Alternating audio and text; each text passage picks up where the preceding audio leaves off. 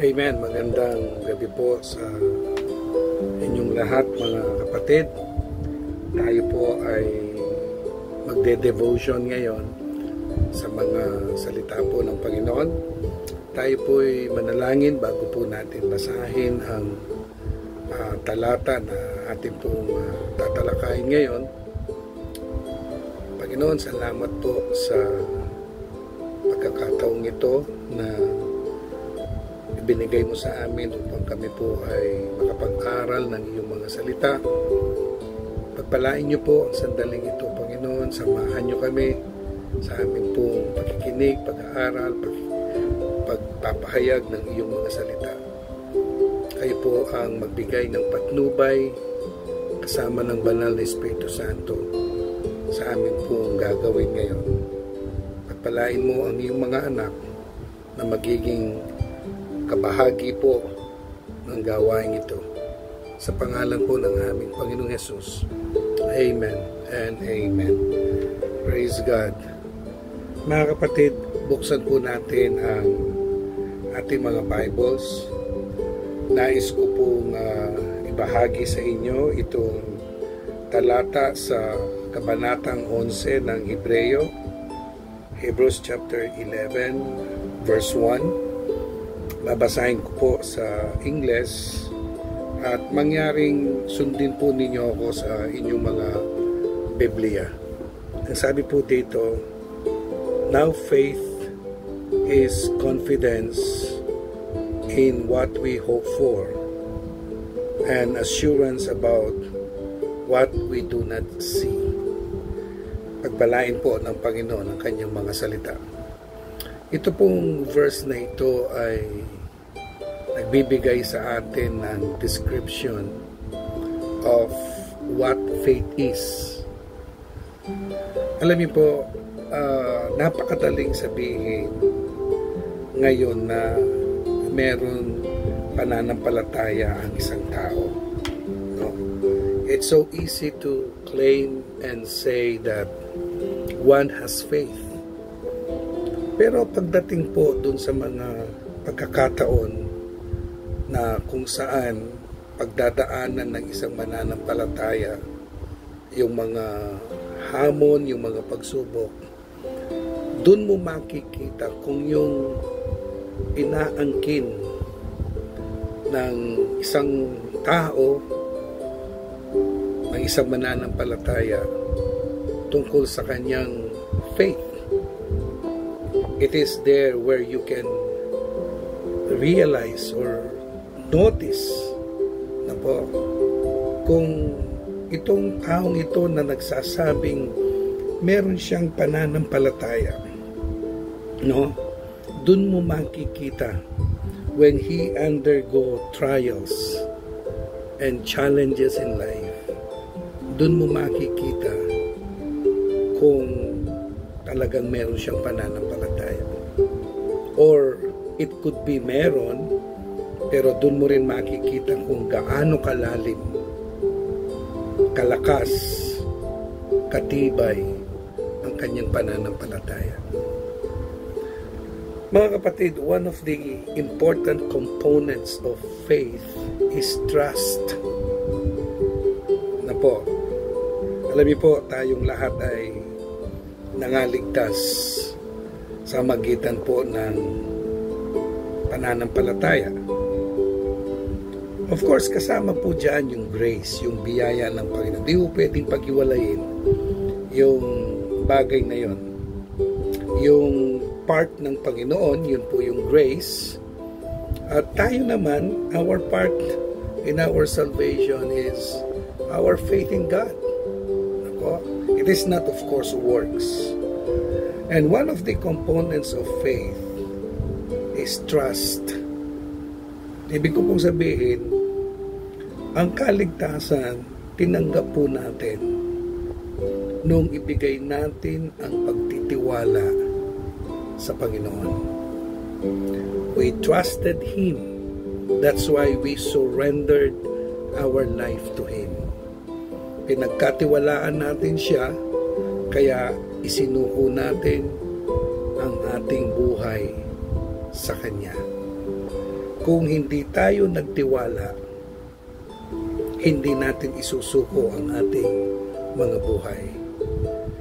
And it is there where we receive salvation.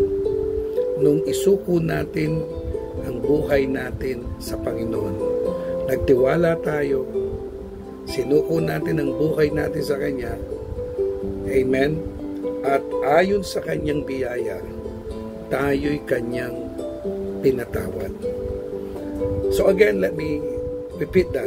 One of the components of faith is trust. Ano yung mga bagay na pinagbasihan natin ng ating pagtitiwala sa Diyos? Una, siya ay Diyos. No? We trusted Him because we believed He is the one. Pag sinabi ko pong He is the one, siya ang Diyos. At bilang Diyos, siya ay makapangyarihan. No? Bilang Diyos, siya ay may kakayahan. At bilang Diyos, siya ay mahabagin, punong-puno ng pag-ibig at kabutihan. No? He judges based on love. He judges based on His love and not on our performance. Tayo'y Kanyang pinatawad, tayo'y Kanyang tinanggap base sa Kanyang pag-ibig, hindi dahil sa kung anong nagawa natin. Because we are sinners. Sabi nga po ng Bible, we failed to meet His standard. For all have sinned and fall short of the glory of God. Romans 3:23. So one of the things, one of the reason of our trust, why we trusted Him, is because He is God. He is sovereign, He is powerful, He is loving, He is good. Amen. He forgives sin, and He has the capacity. He has only the capacity to forgive sin. In other words, siya lamang po yung may kakayahang magpatawad ng ating kasalanan. Now, pasingin po ninyo yung pagtitiwala nyo. Isinuko natin ang ating buhay because we trusted Him. And the reason for trusting Him because He is God. He is able. He is sovereign. Kapatid, kung totoong ang buhay mo, pinagkatiwala mo sa Kanya, kung anuman yung maaaring dumating at mangyari sa buhay mo, dapat magtiwala ka rin na ang Diyos kayang-kaya Kanyang tulungan at kayang-kaya Kanyang dalhin sa kaligtasan, sa tagumpay. Kaya ng Diyos na bigyang solusyon ang iyong problema. Kaya ng Diyos na katagpuin ang iyong pangangailangan. Kaya ng Diyos na tugunin ang iyong mga panalangin. If you trusted Him and that you surrender your life to Him, you must also trust Him that He can do mighty things in your life.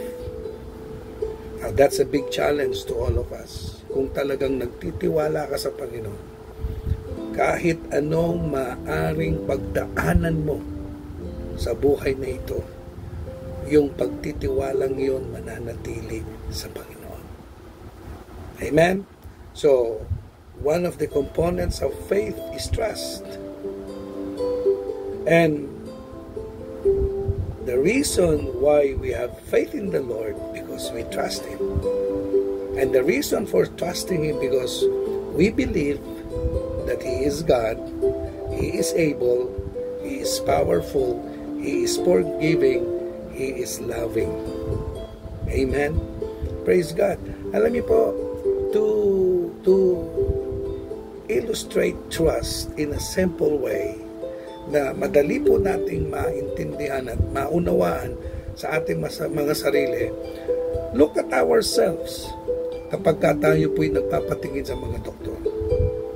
kung ano ang sasabihin ng doktor sa atin, kung ano ang ipiprescribe na gamot sa atin ng doktor, without even knowing, really understand, ano ba itong mga gamot na ito? But because sinabi ng doktor na inumin mo yan, iinumin natin. Because we trust that the doctor knows what he is doing. Alam niyo po, ang isang maaaring pag-ugatan ng pagtitiwala sa Diyos na siyang mahalagang sangkap ng ating pananampalataya ay ang kanyang mga salita. Nagtitiwala tayo sa Diyos sa paraan na alam natin ang mga salita ng Diyos kailanman ay hindi mabibigo. At ang mga salitang ito ay dependable, trustable, reliable. Kumbaga, subok na. No?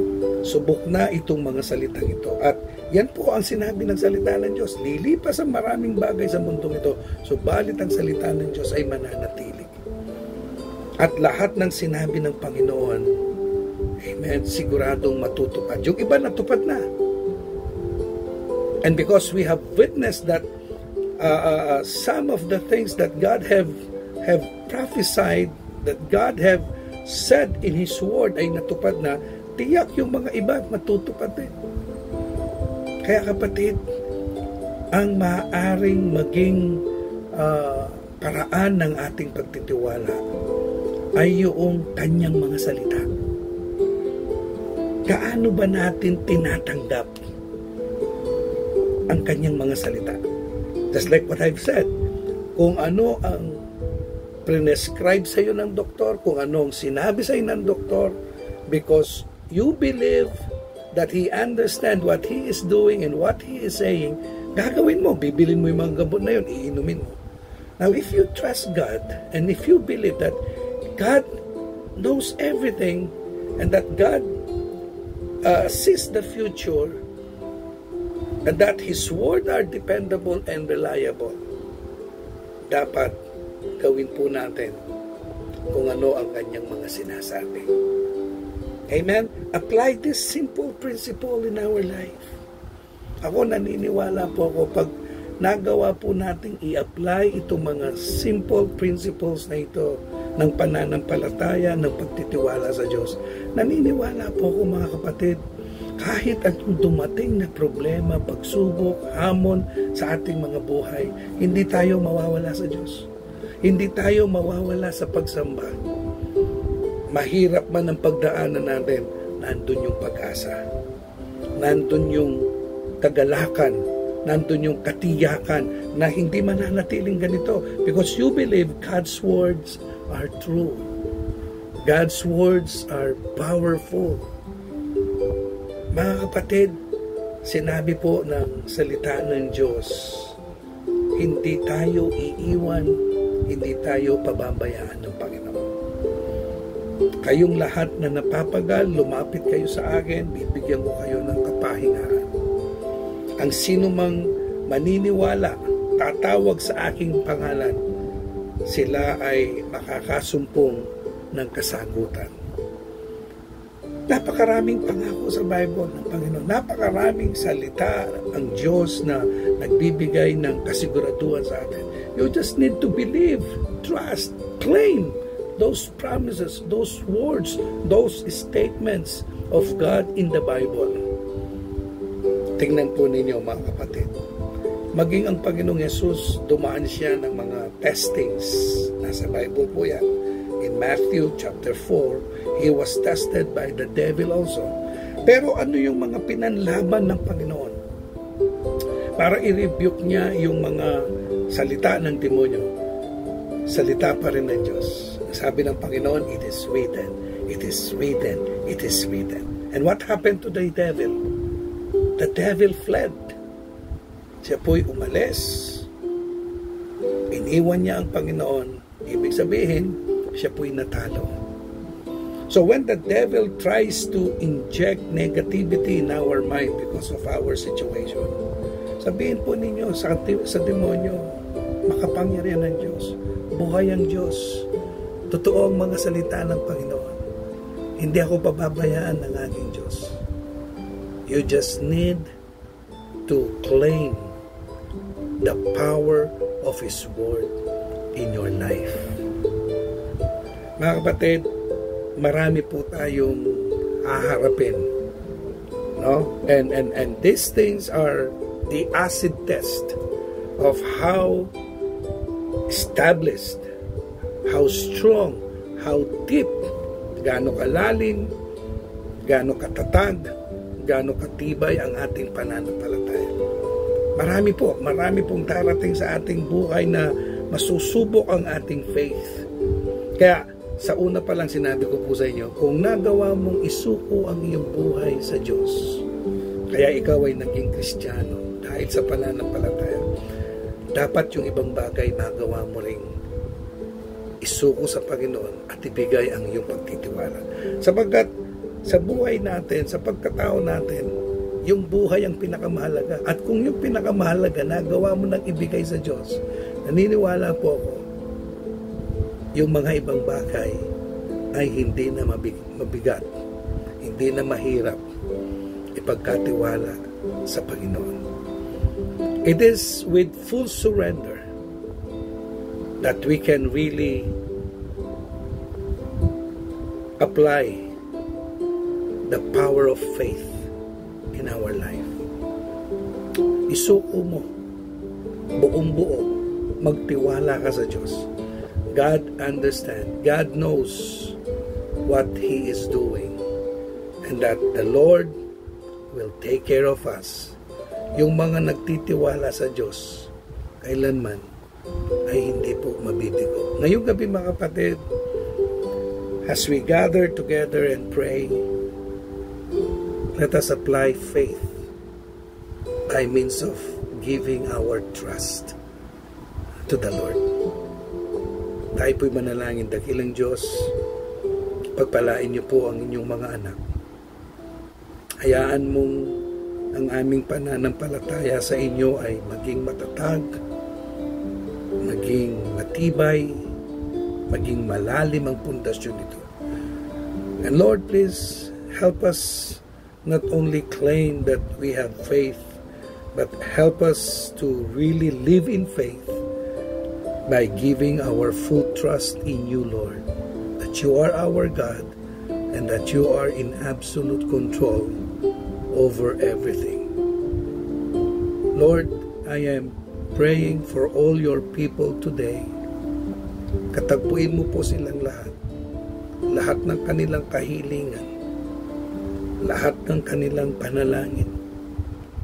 Kung ano man po ang kanilang nasa puso, kung ano man po ang kanilang kinakaharap ngayon at pinagdadaanan. Panginoon, ipadama mo ang iyong kapangyarihan, ang iyong presensya sa kanilang lahat. Samahan niyo po sila. Sa pangalan po ng aming Panginoong Yesus, ito po ang aming panalangin. In Jesus' name. Amen and amen. God bless you all po. Pagpalain po kayo ng Panginoon.